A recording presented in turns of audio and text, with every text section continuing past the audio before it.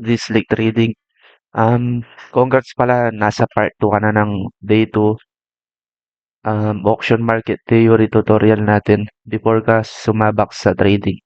So, itong roadmap na to, itutuloy ko to hanggang sa maging funded trader ka hanggang magka-real account ka. So, dun pala sa una, introduction yun. In-explain ko dun kung ano yung candlestick, yung market structure shift at balance and yung balance ng auction market theory. Yun lang ang hinahanap niya. So, ang ituturo ko ngayon guys is about sa market structure shift. So, ang market structure shift sa trading ay napaka-importante para hindi ka ma-fear missing out kung saan trend ang papasukin mo, magba-buy ka or mag-sell. Ito yung di mo kina-counter yung trend. So, wala nang paligoy-ligoy, start na natin. So, look at this 1 hour time frame. This 1 hour time frame. So, many before that, explain ko muna to. Many trader um knowing the ICT is always ganito yung price ang pag-akyat ng market. So, that's not true. Hindi ganyan ang totoong laging galaw ng market. Na kapag ano daw, gagawa ng higher high breakout structure, yan, always daw na ganyan ang galaw ng price. Hindi totoo yun. Ganito ang galaw na totoong price. Higher high, ito hindi pa to, higher low. Gaganyan yan. So, yan, pump, wait, gawin ko lang muna to. Ito yung reality na galaw ng isang price.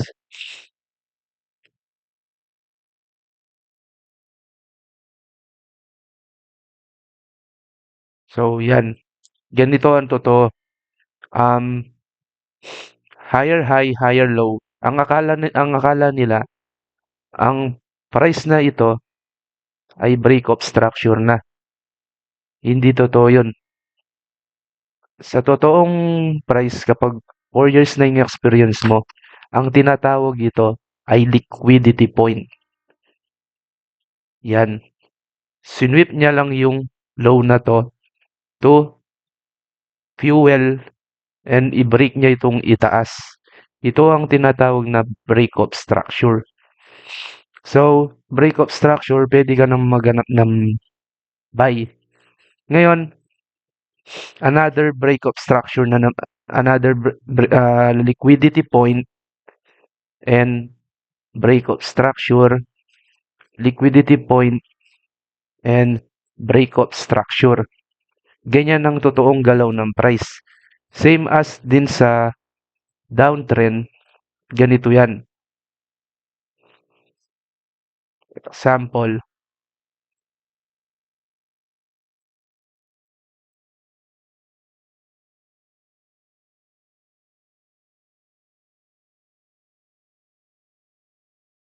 yan. Tingnan nyo, kapag hindi mo alam ang market structure shift, para ka lang nagdo-donate sa market. Hindi to tinuturo ng mga ibang mga mentor. Ako tinuturo ko to libre lang. So, nasa iyo na lang kung sasayangin mo to na hindi mo masyadong pag-aaralan. So, look at this. This is the low. This is the higher low, a lower high, lower low, another lower low, a lower high, tapos lower low. So, ganito yan. Ang akala ng mga retail trader, itong price na to ay break of structure na. So, yung trend daw, hindi na magtutuloy, mag-hanap na sila ng buy. So, hindi totoo yun. Ang tawag lang dito ay liquidity point. Kapag bearish ang market, kapag bearish. So, ito yung break of structure. Kagaya lang nito, liquidity. point, tapos break of structure, liquidity point, liquidity point, and break of structure. So, pakita ko sa inyo sa actual chart.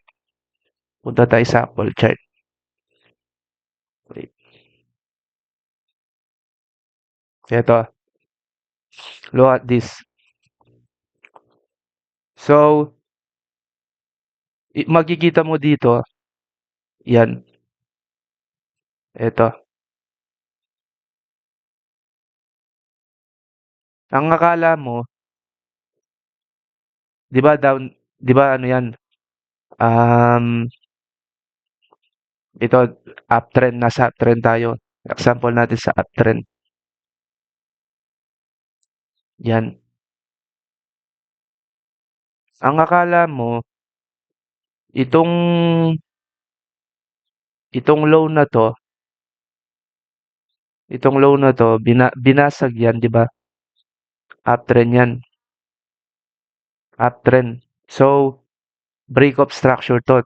Talagang break of structure yan. Magche-change na ng ano. So, ang expected mo dyan, akala mo, 'di ba gumawa siya ng low, then binrake niya na. So, ang hindi mo alam, liquidity point lang 'to.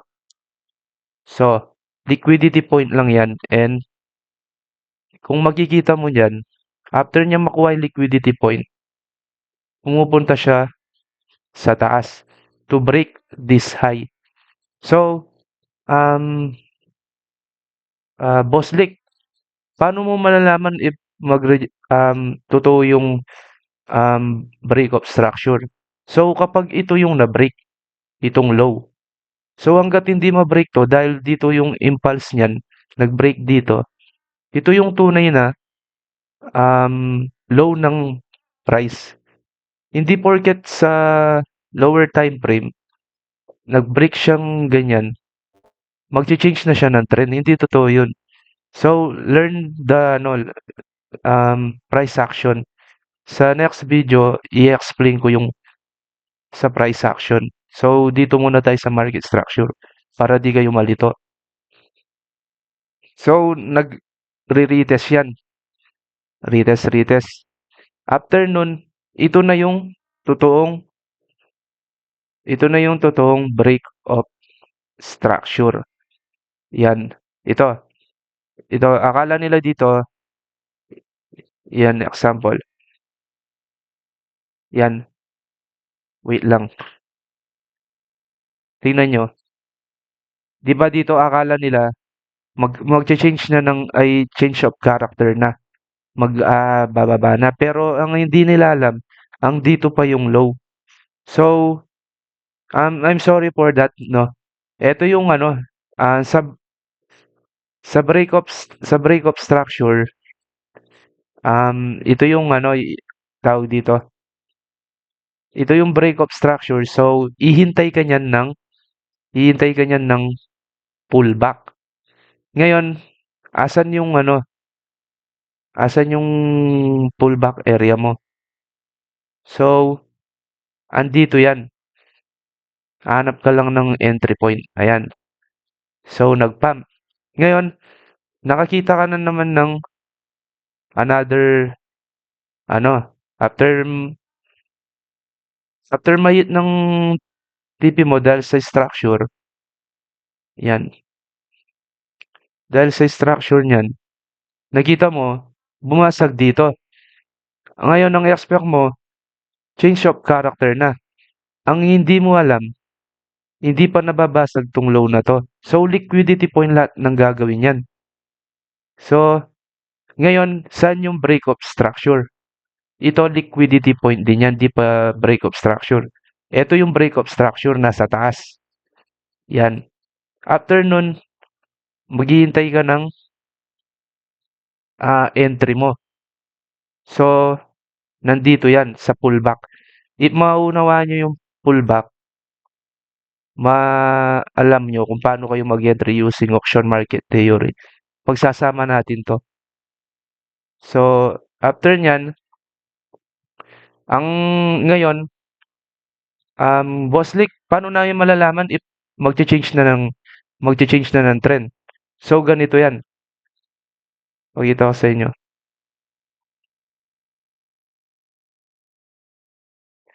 Higher high, 'di ba?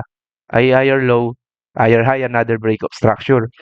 So ito, another hindi higher high 'to, ano lang 'to, impulse niya lang 'to.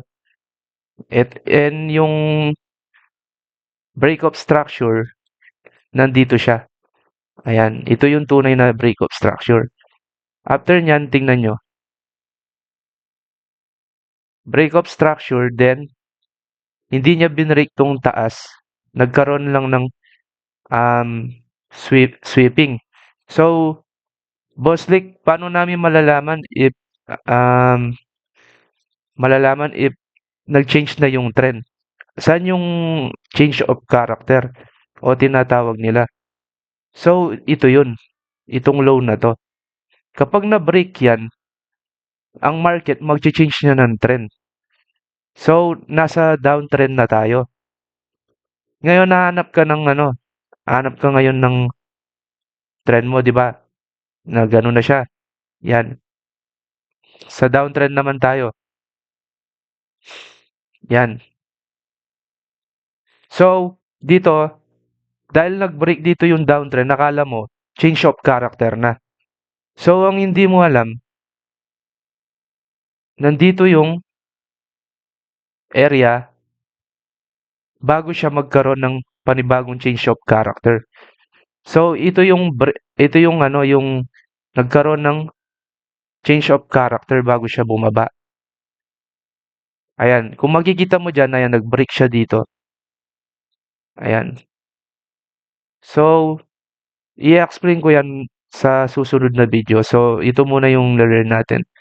After niyan, bumaba. Ngayon bumaba 'yan. So, alam na natin yung structure para di tayo maligaw kasi ang akala mo break of structure na 'yan, ngayon ta-target ka sa taas. Ano mangyayari sa'yo? SL ka lang. So, after nun, nagkaroon na ng change of character. Ngayon maghihintay ka na ng entry. So, paano maghanap ng entry? Kung makikita mo, ito na yung break of structure ng downtrend. Ngayon, ihintay ka ng short position. Andali. Ito. Nasa ano yun 15 minute.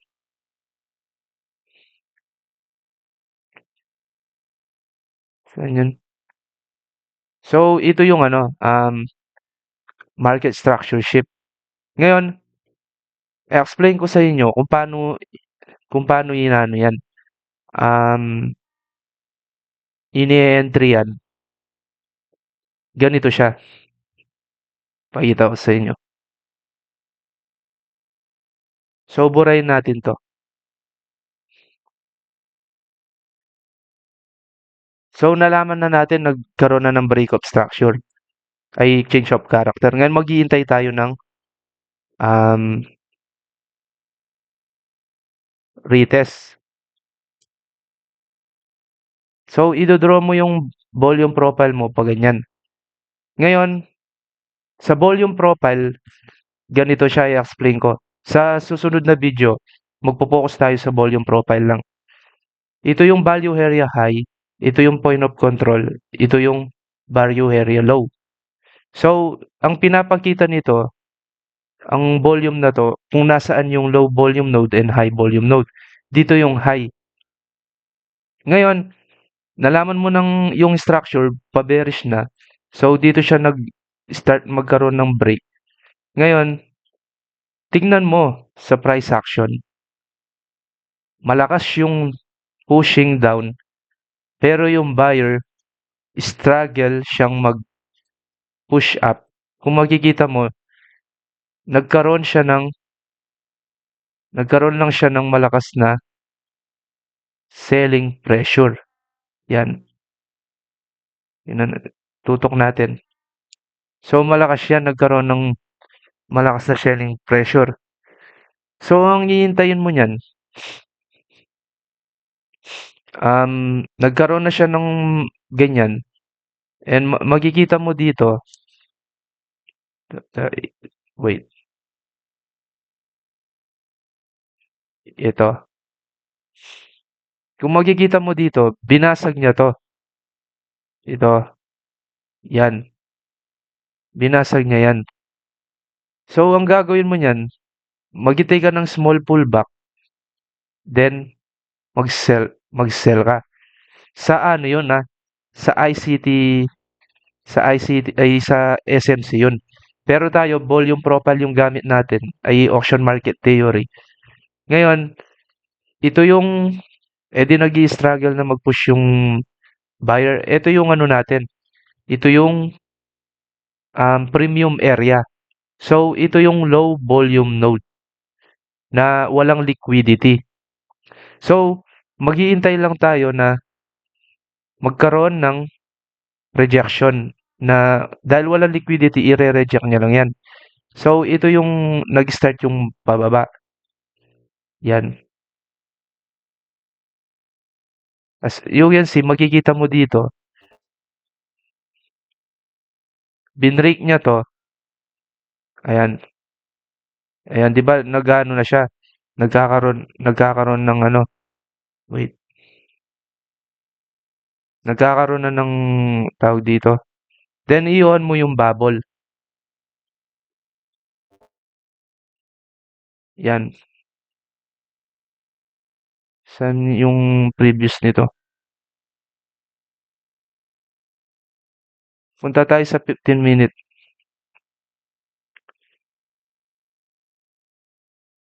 Yung makikita mo sa bubble ay sa volume profile ay sa cumulative volume delta and sa detector makikita mo diyan na rejection yung nangyari. So, i-hope mo yan, nakita mo ng seller na yung may control. So, magsisell ka niyan dito. Kasi ito yung premium area. Ngayon dito yung stop loss mo, i-target mo, yan. Nasa iyo kung hanggang saan yung target mo kasi downtrend na yan eh. Kung ako, ita-target ko ito. Yan. Na alam mo na yung structure is downtrend. So, ganun lang siya. Sa next video, lahat ng yan, yung VWAP, CBD, and bubbles, volume profile, i-explain ko lahat yan. So, step by step to. This is day 2. So, if may natutunan kayo, like and subscribe na lang and pahit yung notification bell para updated ka sa mga next video ko. So, next video natin, sa volume profile na tayo dahil alam mo na yung candlestick and yung balance and imbalance per value price ng auction market theory and market structure shift sa volume profile na tayo. So, hindi ka pa naka-join sa community ko, ida-drop ko sa link dito sa comment sa YouTube. So, see you in the next video.